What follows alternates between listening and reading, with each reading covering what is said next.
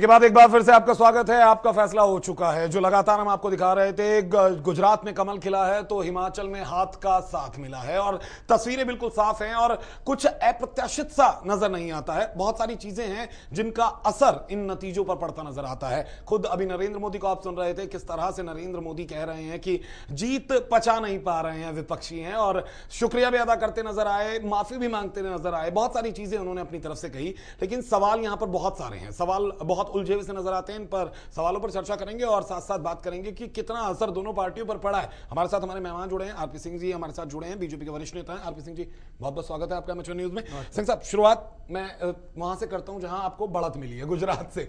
गुजरात में तीसरी बार मोदी हैट्रिक लगा रहे हैं और सत्ता में आए हैं। 5वीं बार भाजपा।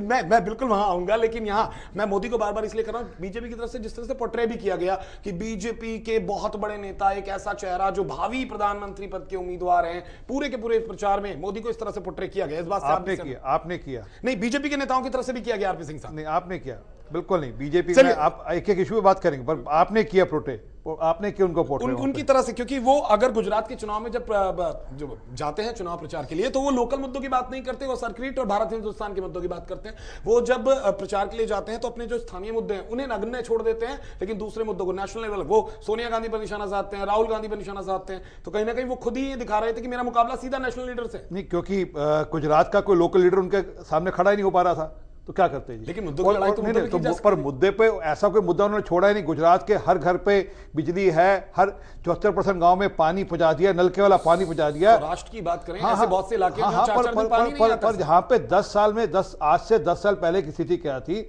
उसके बाद आज की स्थिति क्या, लोगों को पता है वहां पे स्थिति क्या है, लोगों को डेवलपमेंट दिखती है। तभी तो आज अगर आपको लगता है, आप स्वराज के रिजल्ट देख लीजिए ना सारे, तो लोगों को वहां काम क्या दिखते हैं, इसलिए उनको मुद्दे लोकल लोगों को पता है, काम करने वाला आदमी है। आज भी उन्होंने क्या कहा कि अगले 5 साल मैं गुजरात की जनता को डेडिकेट करता हूं अपने में, और मैं एक दिन भी सोऊंगा नहीं। ऐसा नहीं कि कभी आराम करने चले जाऊंगा कि जनता। आप तो नरेंद्र भाई को अभी चुनाव के दिनों से जानते हैं, पिछले 10 साल से 15, हम तो नरेंद्र भाई के साथ पिछले कई सालों से काम करते हैं। वो व्यक्ति 24 घंटे इस देश का किस प्रकार मैं हित कर सकता हूं, इस देश की जनता का किस प्रकार हित कर सकता हूं, इसके अलावा कुछ सोचता ही नहीं है। मैं एक बात करता हूं, मैं आपसे एक सीधा सा, आपको क्या लगता है गुजरात में जो जीत मिली है, क्या किन मुद्दों पर मिली है, उसका श्रेय किसे देंगे? मैं आपसे एक बहुत सीधा सा सवाल, सीधा पिछले 10 साल में, जो 11 साल में नरेंद्र भाई ने वहां पे जो डेवलपमेंट का एजेंडा चलाया, जो गांव-गांव में उन्होंने बिजली पहुंचाई, पानी पहुंचाया, वहां के बच्चों की चिंता की, वहां महिलाओं की चिंता की। आज आप देखिए ना, महिलाओं का परसेंटेज ऑफ वोट बड़ा है, कितना बड़ा, और उसका टर्नआउट कहां गया। इसलिए जो ओवरऑल डेवलपमेंट हुई, ये जीत उस डेवलपमेंट की है, ये जीत उनके किए हुए कामों की जीत है। बिल्कुल, आप कहते हैं गुजरात में जो जीत मिली है, वो जो विकास किया गया बीजेपी की तरफ से, नरेंद्र मोदी की तरफ से जो विकास किया गया, जो वादे किए गए, उन वादों को पूरा करने के एवज में मिली जीत है, जो आशीर्वाद गुजरात की जनता ने दिया। उन वादों को पूरा करने की कोशिश और उन वादों को पूरा करने की। बिल्कुल, लेकिन वहीं आप 2 स्टेट में एक साथ इलेक्शन में थे और एक स्टेट में आपको जीत नहीं मिलती, यानी कि वहां हार इसलिए है कि आपने जो वादे किए थे पूरे नहीं किए, कुशासन था। मैं उसमें भी बताता हूं, उसमें यह नहीं कि कुशासन था जी, काम हमने वहां भी कोई कम नहीं किए। वहां पे भी हमने घर घर में बिजली, सीएफएल के बल्ब पहुंचाए, वहां पे 108 की वैन्स पहुंचाई, मेडिकल वैन्स पे। बड़ा सवाल है 108%, मैं बीच में इसलिए वो केंद्र की योजना थी जिसे अटल, पर लागू तो किया ना जी, बाकी स्टेट से ज्यादा अच्छा लागू किया। आप पिछले 5 साल में जितने अवार्ड केंद्र ने हिमाचल और गुजरात को दिए, उतना किसी स्टेट को नहीं दिए। मैं वापस एक मिनट बात करी, इसलिए कामों में कमी नहीं रही, कहीं ना कहीं हमारी कमी है, उसको हम उसका अंतर्विवेचन करेंगे, उसकी चिंता करेंगे। आप जब भी चर्चा करेंगे उसमें बात आएगी, परंतु उससे अंतर्विवेचन करें, चिंता करें कि कहां कमी रही, हम उसके कहां। मैं एक चीज से बड़ा हूं, मैं बहुत सारे बीजेपी नेता सुबह से हमारे साथ जुड़ रहे हैं और कांग्रेस के नेता भी जुड़ रहे हैं। बार बार एक सवाल उठता है कि गुजरात में जीत हुई तो हमने जो विकास का काम किया उसके लिए हुई, लेकिन हिमाचल में जो हार हुई वो विकास के कारण नहीं हुई। मैं यहां से शुरू करता हूं। हिमाचल की हार को हम अपनी हार मानते, ये नहीं, मैं कांग्रेस की तरह ये नहीं कह रहा कि नहीं ये गुजरात में तो परसेंटेज है, वोट का इशू है, वो पिछली बार से कम जीते हैं एक सीट, वो नहीं कह,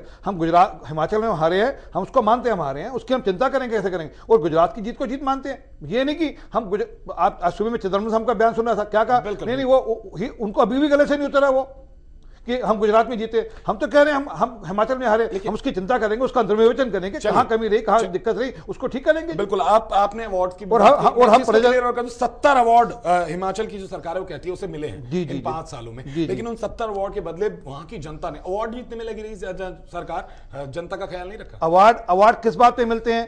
अवार्ड मिलते हैं कि अच्छा काम करने के पक्ष में केंद्र सरकार उसको प्रोत्साहित करती है।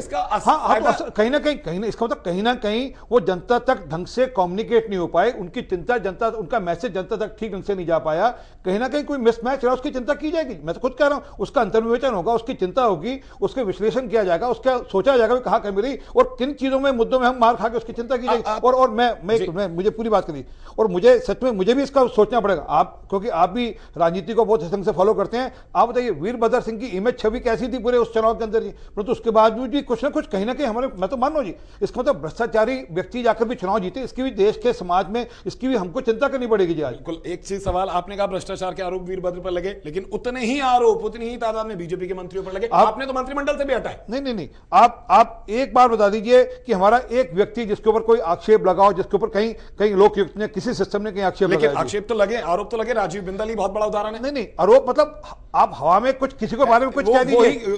बार वीरभद्र भी कहते हैं नहीं, वीरभद्र का नाम तो डायरी में लिखा गया, हमने तो नहीं लिखा डायरी में, हमारी डायरी में लिखा गया।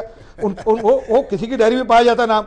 वीरभद्र का तो स्कैंडल पे आफ्टर वीरभद्र के तो टेलीफोन रिकॉर्ड्स हैं, उनकी बातचीत करते के रिकॉर्ड्स हैं, टेलीफोन रिकॉर्ड्स हैं, हमने तो नहीं कहा, वो सिस्टम ने बताया। हमारे किसी व्यक्ति वाले कोई इस प्रकार का मामला आएगा, हम उसकी तुरंत चिंता करेंगे, इस प्रकार नहीं कि उसको वापस से कहेंगे भी जाओ। हाँ, अब इसकी चिंता करने की जरूरत है, आज इसकी चिंता करने की जरूरत है कि क्या हिमाचली जनता सुखराम वीरभद्र को वापस से कबूल करे, तो इसकी जरा हिमाचली जनता में जाकर भी चिंता करने की जरूरत है हमको। बिल्कुल, लेकिन यहाँ जिस तरह से आप बात कर रहे हैं कि कहीं ना कहीं हम बीजेपी वहां पर जीती है गुजरात में और हमारी जीत को स्वीकार करना चाहिए, हिमाचल में आप अपनी हार भी स्वीकार करते हैं। बिल्कुल कर रहे हैं, मैं बिल्कुल स्वीकार करता हूं। यहाँ मैं अगर बात करूं, जिस तरह से मैं फिर बार बार कहूंगा, चाहे किसी भी तरीके से, जितना हाइप गुजरात के चुनाव को दिया गया था बीजेपी की तरफ से भी, जितना अमला वहां पर मौजूद था, नरेंद्र मोदी खुद इस तरह से प्रचार में जुटे हुए थे और जुटना भी चाहिए, वहां प्रदेश के मुख्यमंत्री हैं, तीसरी बार उन्हें वापसी करनी थी, लेकिन वो जीत का जो अंतर होना चाहिए था, जिस तरह से पूरे देश में बीजेपी ने भ्रष्टाचार, महंगाई के मुद्दों को लेकर एक मुहिम चला रखी है यूपीए 2 के खिलाफ कि ये आरोप, ऐसी स्थिति में वो चीजें निकलकर सामने नहीं आई। वहां नरेंद्र मोदी की जीत नजर आती है गुजरात में, लेकिन बीजेपी की नीतियों की जीत पूरे देश में और हिमाचल और गुजरात को कंपैरिजन करें तो कम नजर आती है। मैं मानता हूं ना कि हमारी जो जीत का जो आनंद आना चाहिए था हिमाचल के कारण थोड़ी दिक्कत हुई है, कम हुई है। मैं तो उसको मानता गुजरात की भी बात मैं और जहां आप कह रहे हो कि गुजरात में, मैं असल में क्या कि अगर टीवी चैनल मैं देखता था और मैं पंडितों पोल पंडित की बात करता हूं कि 90-92 आएंगे तो वहां कन्फाइन हो जाएंगे, अगर वो 110 लाएंगे तो ये कर पाएंगे, 117 आएंगे तो 117 आएंगे तो अगले दिन शायद 20 तारीख को चुनाव के रिजल्ट आएंगे, 21 तारीख को दिल्ली आ जाएंगे। मतलब ये मैं पिछले 2 महीने से देख रहा हूं, पूरा तामझाम टीवी पे चल रहा है। परंतु आप समझिए, गुजरात की जनता ने एक पूरा डट के अच्छा मैंडेट हमारी पार्टी को दिया है। वहां पे 116 सीटें हम लोग, जो अभी तक लास्ट के में रिजल्ट दिख रहे हैं, 116 सीटें हम लोग जीते हैं। एक पिछली बार से सर एक कम है, और वो भी हमें चिंता करने में वो भी क्यों कम रही, परंतु हमने उन पॉकेट्स में जाकर वापस ट्राइबल एरियाज में, मुस्लिम पॉकेट्स में, हमने उन पॉकेट्स में जाकर वोट सीटें वापस से जीती हैं जहां पे हमारी कमजोरियां थी। तो इसका ये मत लीजिए। और नरेंद्र भाई का पिछले 11 साल की जो तपस्या है गुजरात में, उससे पहले पार्टी का जो काम खड़ा किया हुआ काम है, ये पूरी उसकी तपस्या थी। और जहां तक बाकी पार्टी वर्ग, कांग्रेस ने वहां कोई कमी नहीं छोड़ी और पूरा मिलकर जिस ढंग से पिछले 10 सालों में 11 सालों में मीडिया ने नरेंद्र मोदी को टारगेट करके, गुजरात को टारगेट कर जिस प्रकार से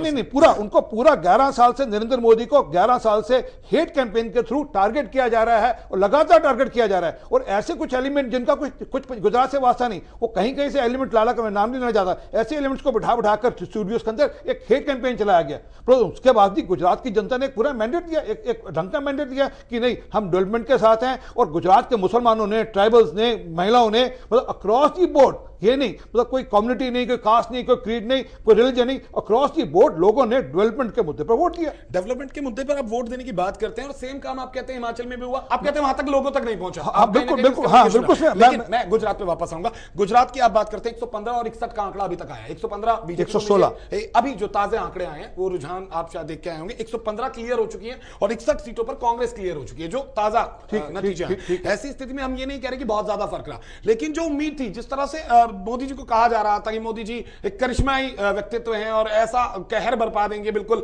देश के इतिहास को बदल देंगे, ऐसा कुछ नजर नहीं है। मेरे ख्याल तीसरी बार कंसेक्यूटिव सरकार लेकर आना और उतनी मार्जिन से लेकर आना और परसेंटेज ऑफ, मैं चेक नहीं कर पाया, मेरे ख्याल परसेंटेज ऑफ वोट भी पिछली बार से बेहतर है, या पिछली बार जैसा ही है।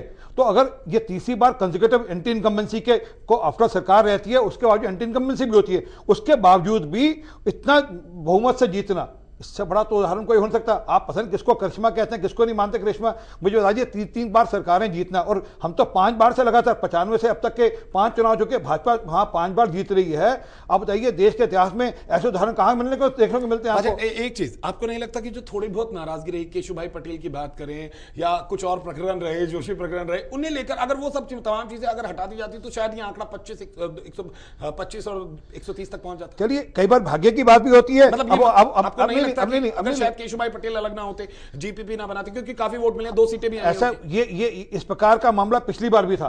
पिछली बार झड़पिया जी की अपनी एक पार्टी उन्होंने बनाई थी, उन्होंने खूब चलाया था, उस समय भी उनके साथ काफी सपोर्टर थे, तो उस समय भी यही सब मामला था। तो ये एक राजनीतिक मामला है। इसमें उनका केशुभाई हमारे से बाहर गए, उन्होंने अपनी पार्टी बनाई, हमारे वरिष्ठ नेता रहे हैं, आज उनका मनोदास हुआ, पार्टी से बाहर गए, उन्हें पार्टी बनाई, चुनाव लड़े, वहां पे हिम्मत करने की कोशिश की। ठीक है, चुनाव अब ये राजनीति है, रणनीति है, उसमें उनकी रणनीति फेल हुई, परंतु इसके कारण से हम सोचे कि हम लोग हार गए, हम लोग पीछे हट गए। आज आप पूरी देखिए ना, पूरे सिस्टम में देखिए, अक्रॉस दी बोर्ड, मैं कास्ट के नाम नहीं ले रहा जी, परंतु आप देखिए हर कास्ट के व्यक्ति ने ये कहा गया था कि केशुभाई चल गए तो शायद एक तबका पूरा कास्ट का उनके साथ चला गया, परंतु ऐसा कहीं देखने को नहीं मिलता। तो इसलिए ये कहना कि, और केशुभाई, मुझे पता नहीं केशुभाई की पार्टी कितनी सीटें फाइनली दो सीटें जीत कर आए, तो इसलिए कहना कि बहुत बड़ा कोई चमत्कार हो गया, बहुत बड़ा कुछ ऐसा हो गया।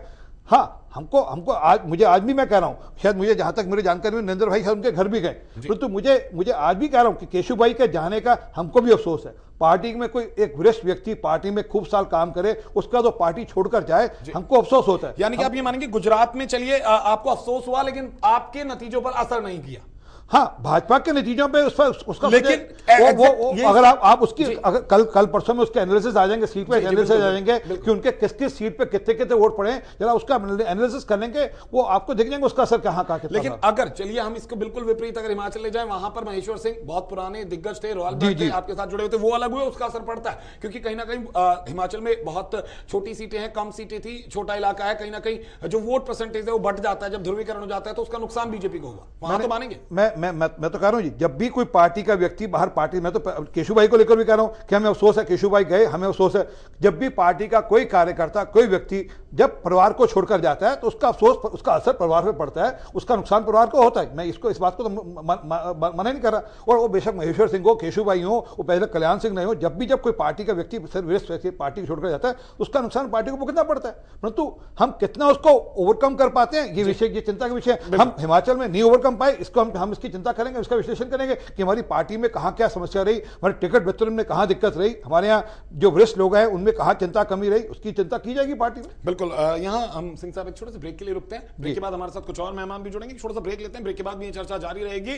क्या बीजेपी और कांग्रेस को मंथन की जरूरत है अलग अलग प्रदेशों में, क्योंकि एक प्रदेश में एक सरकार को समर्थन जरूर मिला है, लेकिन कहीं ना कहीं एक झटका दूसरे प्रदेश में जरूर लगा है। और खासकर कांग्रेस की अगर बात की जाए तो पिछले 15 सालों से जो कोशिशें कांग्रेस की तरफ से की जा रही है वो अभी तक नाकाफी साबित हुई है, जबकि इस बार बहुत दिग्गज नेता गुजरात के रण में कांग्रेस के लिए मौजूद है। छोटा सा ब्रेक, जल्द लौटेंगे, बने रहिए हमारे साथ।